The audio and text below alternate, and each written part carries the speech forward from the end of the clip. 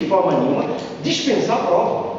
Ela só poderia estar associada à prova. E essa lei veio corrigir isso, na medida em que estabelece que a ser apreciada em conjunto com o contexto probatório.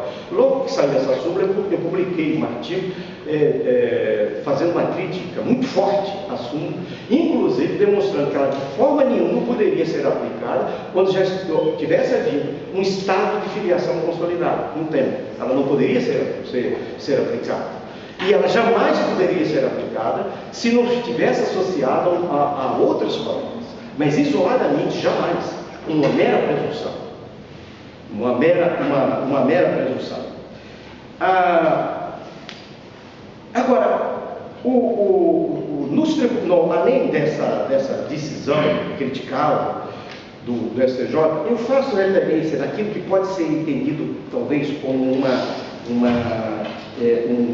primeiro precedente no Brasil, foi no Supremo Tribunal Federal, nossa Corte Constitucional, isso há 50 anos atrás. 50 anos atrás, o Supremo Tribunal decidiu o seguinte: a interpretação de que os interessados na herança não podem impugnar o registro civil do nascimento do filho do decúbito, declarado e assinado livremente por este e sua esposa, tanto mais quanto a esta reafirma a autenticidade do ato. Então, ele negou, já 50 anos atrás, que pudesse ser cancelado o registro, que tinha sido assumido claramente pelo pai e a mãe daquela criança, que agora mortos, tantos anos depois, o pai e a mãe, ele não poderia, porque foi conscientemente declarado assim. Então não há aí falsidade, porque a falsidade, ou o erro, né? O erro na declaração de vontade, porque o erro é aquele que se dá quando se desconhece o fato obstativo. Então esse não, o sujeito que vai lá e sabe, aquele não é meu filho biológico, mas é meu filho do coração, é meu filho que eu assumi, e ele declara que para efeito de registro. Em lei nenhuma no Brasil, não sei se em Portugal há algo, que obrigue que você, para registrar o seu filho, leve um comprovante da origem biológica dele. Não é isso. O Estado acredita na declaração. E essa declaração, ela não é falsa, porque ele está declarando que de fato é pai e é mãe. Ele é pai e mãe.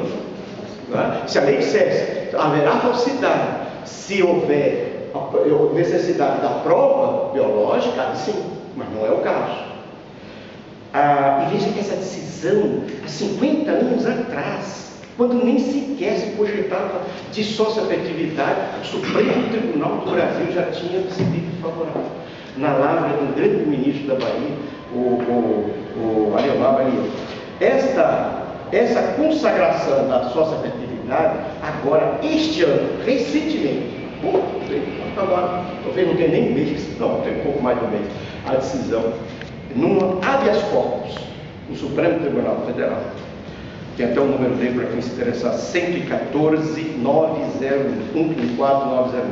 do Supremo Tribunal Federal do Brasil, no qual o relator expressa considerações, também está na emenda, considerações em torno do afeto como valor constitucional irradiador de efeitos jurídicos.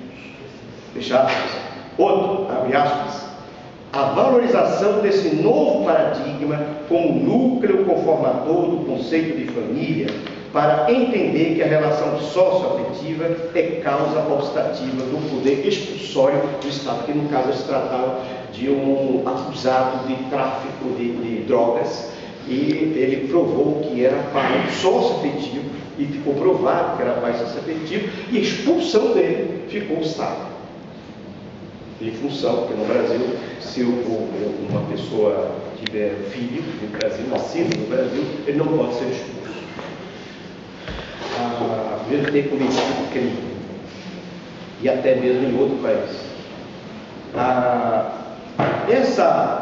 E por fim, eu capturo os fundamentos no Superior Tribunal de Justiça hoje, nas variadas decisões que se repetem, uma após outra, Para a filiação socioafetiva, ou a ideia de socioafetividade na filiação, seria o seguinte: os fundamentos encontrados nos tribunais e que repercutiram no Superior Tribunal de Justiça até agora. Primeiro, abandonou-se a exclusividade da fundamentação biológica da filiação. Portanto, a aceitação da filiação biológica e da filiação não biológica. Agora, ao invés de se utilizar esse termo não biológica, passou-se largamente a se utilizar de filiação socioafetiva. Segundo, a verdade socioafetiva tem tanta importância quanto a verdade biológica, ou seja, não há graus entre esses tipos de filiação. Elas teriam a mesma dignidade de tratamento, tanto a filiação biológica quanto a filiação não biológica.